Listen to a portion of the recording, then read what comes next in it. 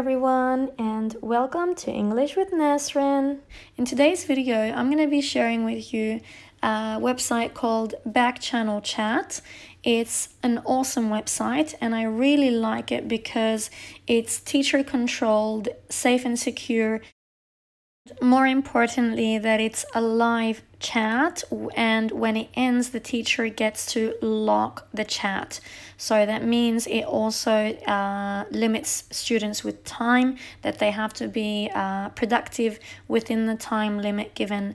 So this is what makes it different, for example, from other chat forums, like for example WhatsApp. Some of you might say, okay, these features are available on WhatsApp, but what is really nice about Backchannel Chat is that it's teacher controlled. Teachers can also delete certain comments that are not appropriate for classroom discussions, and the teacher could also lock or unlock a classroom chat or live discussion.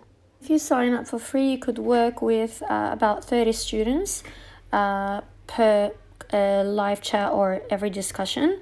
And if you want more than 30 students, then there is also a possibility to upgrade your account.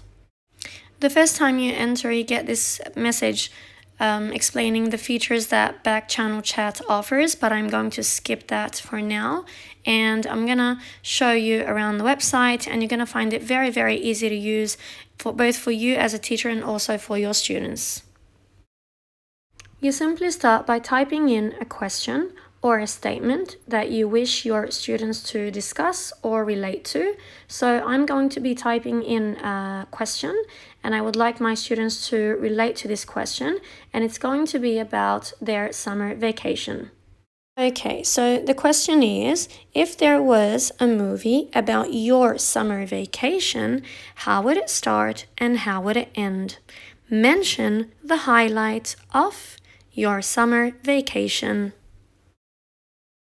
Okay, and then I click on send, and now my message is at the top. Now, if I want to use my comment as a prompt, then I'll need to pin it to the top so that if a student joins the conversation a little bit later, they'll know exactly what we're talking about because I've pinned the prompt to the top. If I want to invite students to the chat room, then what I need to do is I need to go to settings, and then I click on invite, and then in order to invite the students, I get to give them the link.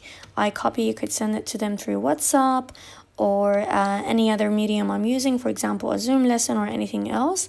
And then after they go to the link, they join the classroom discussion by only typing in their name and the code that I give them. So after doing that, they could enter the classroom discussion. So for example, here I'm going to enter as Nas, and I'm going to add a reply or a comment or answer to the prompt pinned to the top of the classroom wall.